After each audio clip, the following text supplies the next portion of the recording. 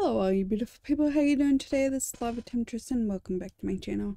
Or if you're new here, welcome, hi!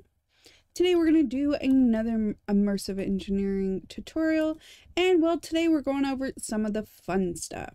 We're going over all the weapons, so the revolver, the railgun, the chemical thrower, the gun turret, the chemical turret, the charging station, and the shield. Oh, and we're also going over razor wire because it's a base defense, and the engineer skyhook, which is not one of my favorite things, but I'll show you how to use it. So, but that's what we're going to go over today, along with all the upgrades and everything that you can do for them. So this is going to be a fun one. Okay, so let's get started. First of all, to do the bullets, we're going to need two different kinds of blueprints.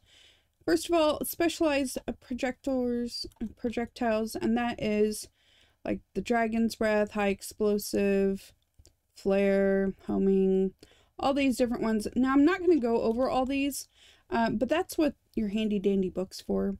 If you go into here and you go to revolver and you go over types of ammunition, so it'll tell you all about them in here and what the different ones do. We're just going to use the castle cartridges.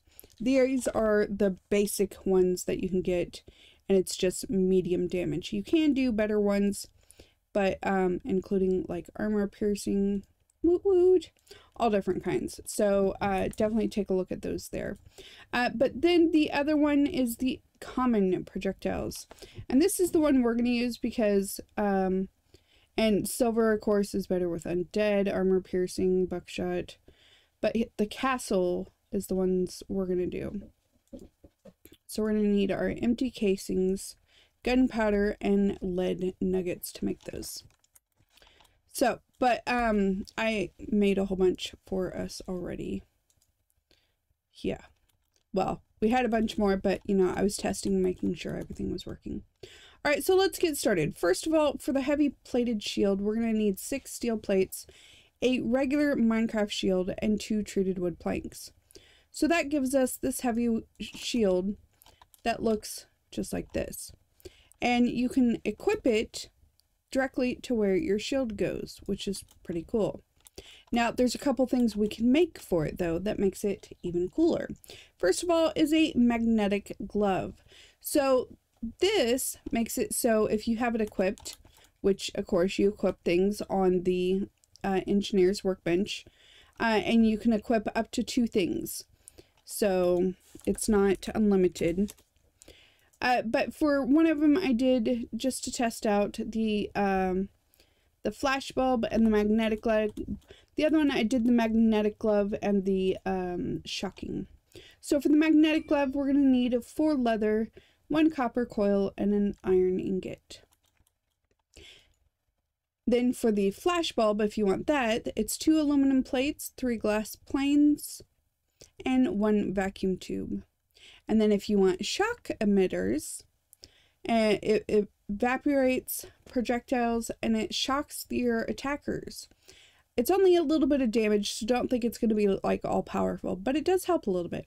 So for this, you're going to use 3 iron rods and 6 of the LV wire connectors. It has to be the LV. All right, so I have both shields here. Let's take this one down because that's just the regular one. So this is what it looks like. Let's see. With this one, looks like a weird looking bulb, but what it does is that it emits a flash when enemies are coming at you. And then if we do this one, and yes, you can have 2, this one looks like it has the connectors on it because, you know, that's what it's made out of.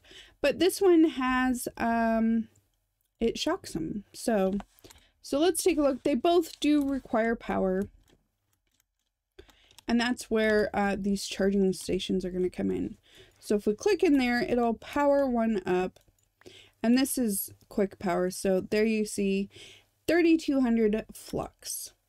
And then if we unequip the other one, I'm going to also put it in there, but I've already charged it, so. But we're also going to go over how to make the charging station. All right, so I think my favorite is actually the shock emitter one. So we're going to equip that one. All right, so that's how you make that, and then go on to the next. Now we're going to make the revolver pieces, which our revolver looks quite like this.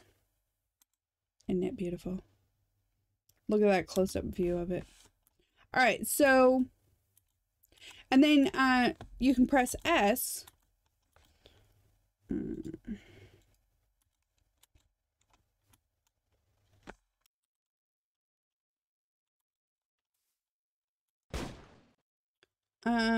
Let's see, it was working. Well, S, here we go, equips and unequips your shield. And now it's not working, but. All right, on to the next thing. That happens sometimes. All right, revolver drum. We're gonna need 4 steel ingots, a steel mechanical component. For the revolver barrel, we need 2 steel rods. For the hammer, we need 5 steel ingots in this pattern. For the wooden grip, you're going to need 5 of the treated sticks and a copper nugget. And then we got to put all the pieces together for our revolver. So 2 iron bars, top and bottom, the wooden barrel here, the drum here, and the hammer here. And if you think about it, it kind of forms a gun piece there. So that would be the correct order. And then 2 wooden grips on either side. And that makes the plain revolver. And then if we take the revolver and put it in an engineering table, we can add extra stuff to it. Like a bayonet, which allows you to basically stick the person. An extended magazine. And we also have amplified electron tubes, which would also give the shocking. All right, so to make those, and then a revolver speed loader, which is nice because you can preload it with whatever cartridges you want, and you can automatically reload your gun. Now, it does not reload the extra magazine, just the regular magazine, but that's actually okay. All right, so for the drum, for the reloader, we're going to use 4 iron ingots and a steel ingot right there in the middle.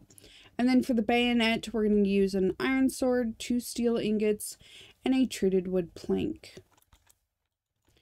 Next, for the extended magazine, we're going to add 1 steel ingot, 4 copper ingots, and an iron mechanical component.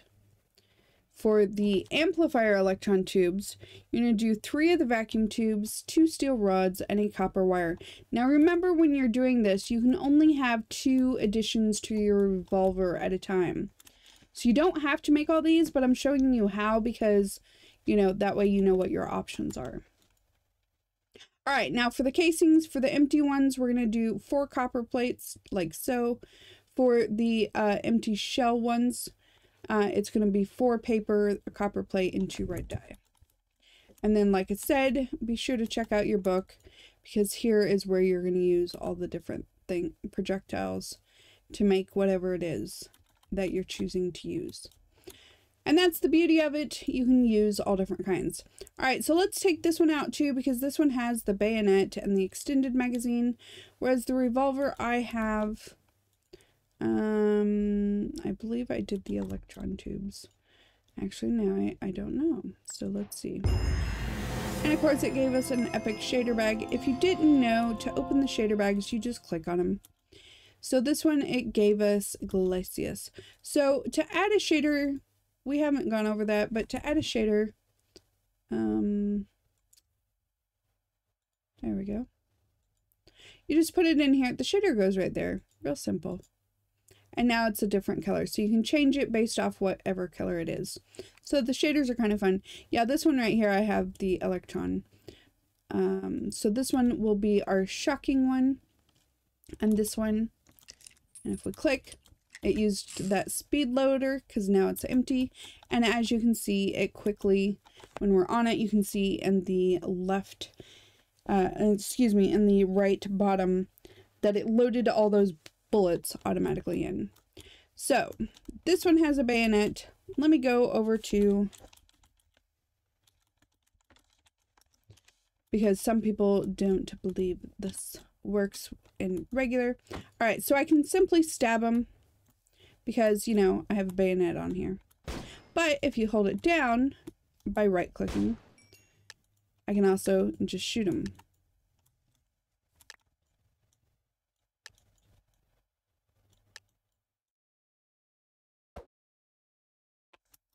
And it got jammed. There we go.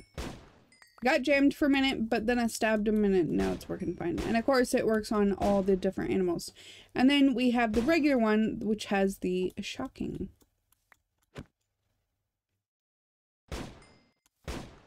Which you wouldn't need shocking a lot with like regular vanilla animals, but you can do it whichever way you want, which is one of the fabulous things about these weapons. All right, while I'm in survival mode, let me also show you the razor wire. This one has electricity running through it, and this razor wire just has nothing. And you'll notice this one I take a full hearts damage. This one I take half a hearts damage, excuse me. This one take a full hearts damage. So that is the difference in what they actually do for us. All right, so let's go back. Only because I like being able to fly around and show you everything. All right, but we'll go over the razor wire in a minute. All right, so that was that. Let's look at the rest of it, and then we'll go over everything else we haven't yet. All right, next we can make a chemical thrower. And it does what you would think it would do. It takes whatever chemical you put in it. Let's just do it this way. And it allows you to shoot with it. So to make this, it's a pressurized air tank, 2 wooden grips, a heavy engineering block, fluid pipe, and bucket.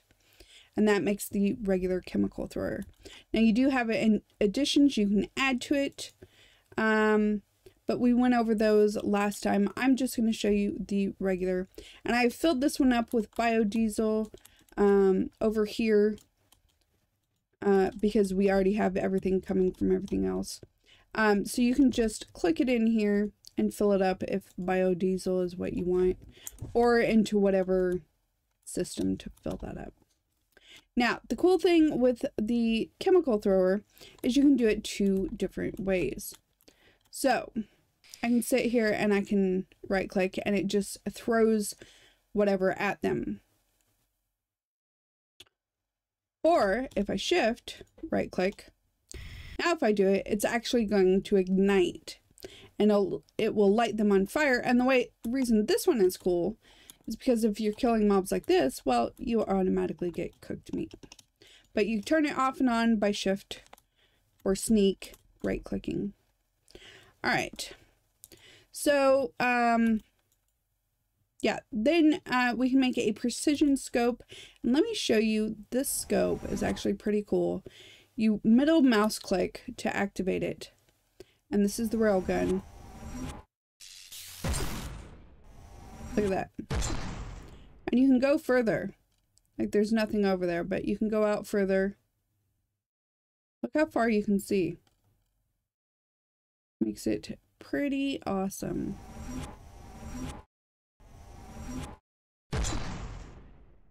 Pretty awesome. I like it. And then to take it back off the scope, you just go back out. And you don't have to use the scope every time you're killing something. But I do not like the shield attached when I'm trying to kill something with just like this. Alright, so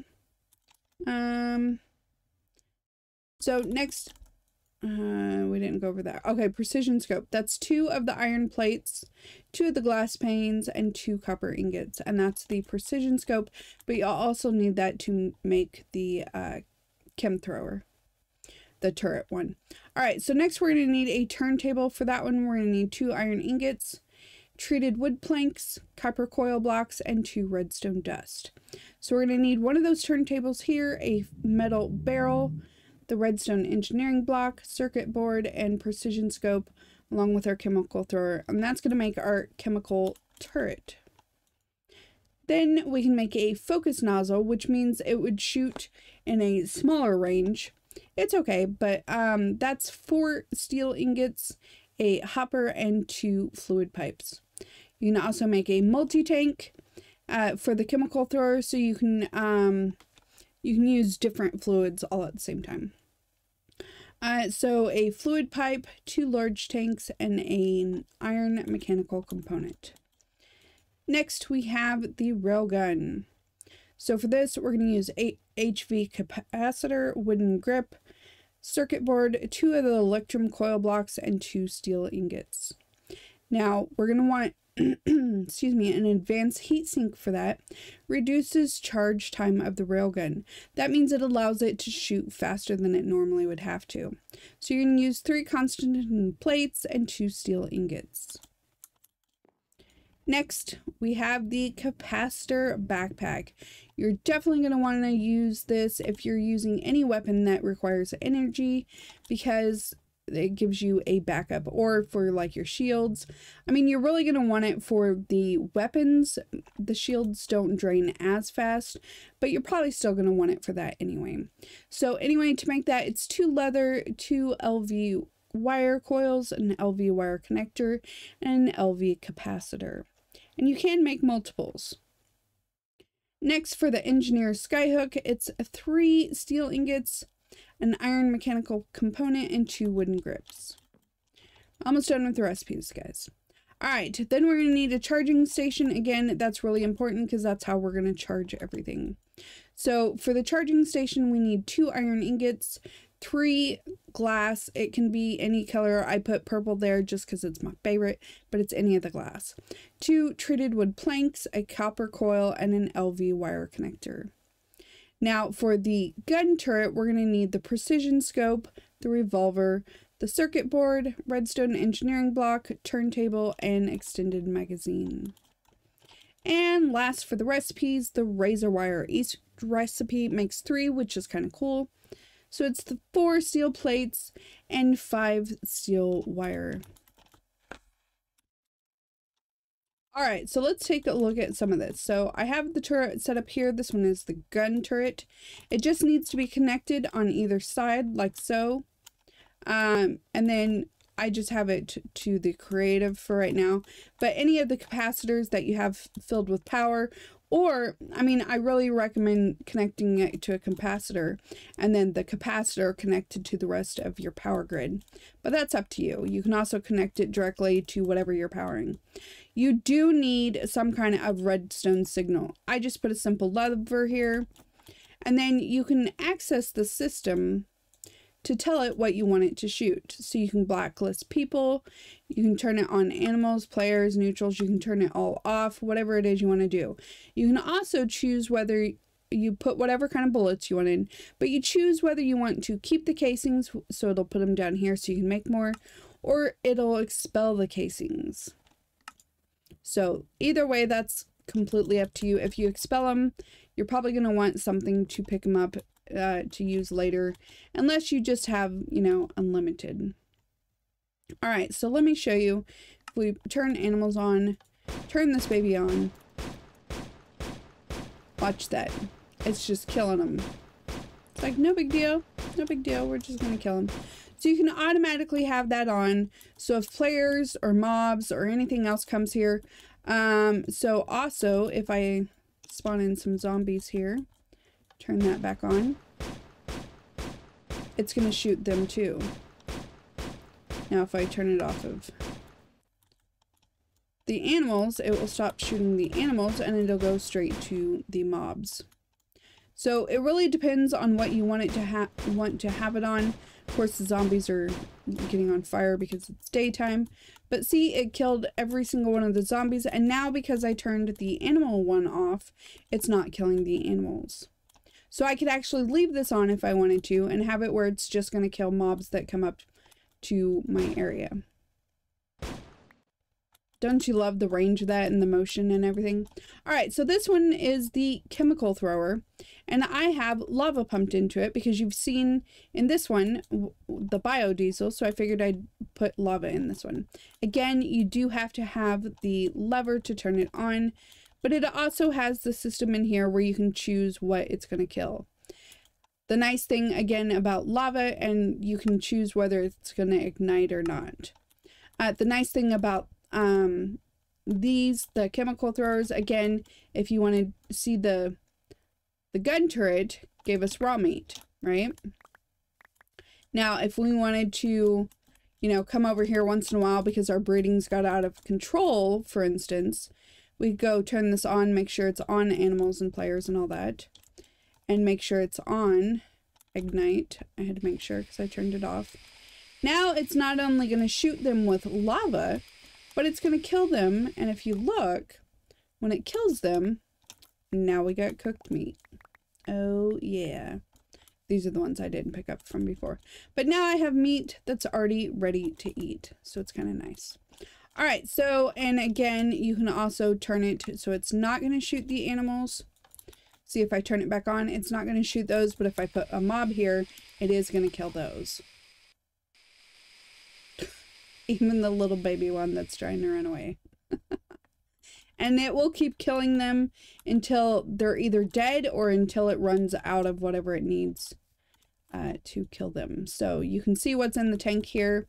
And then, of course, I suggest having some kind of barrel or something to keep it going. And, of course, if you're using different mods, you know, like tanks and stuff, unless you have a huge tank of lava coming in or something. But yeah, that is those. Again, the chemical thrower, you can do it either way. This way with the biodiesel, it's going to damage them. But again, if we shift right click, then it'll actually ignite. You can do lava in here too. It doesn't have to be biodiesel. That's just what I chose to put in it. And then of course the revolver, and let's go into survival again, just to show you.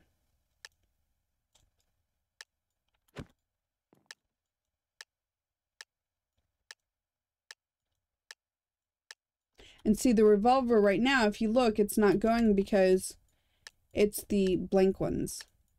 So it's not really shooting them with anything, which is why it's not killing them. But if we go to our railgun,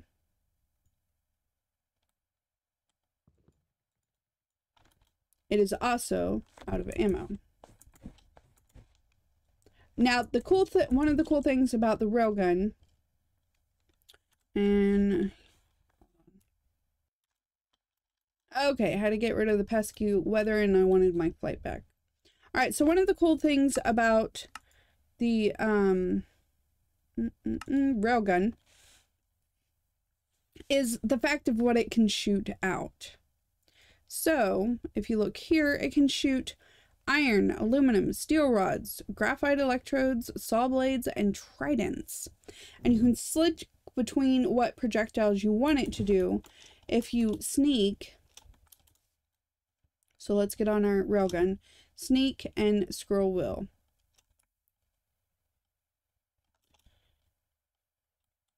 I have nothing else on me for it to shoot.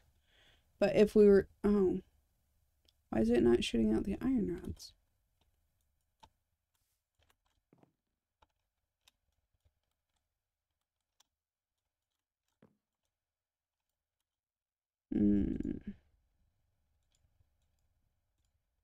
Oh, because I'm out of energy.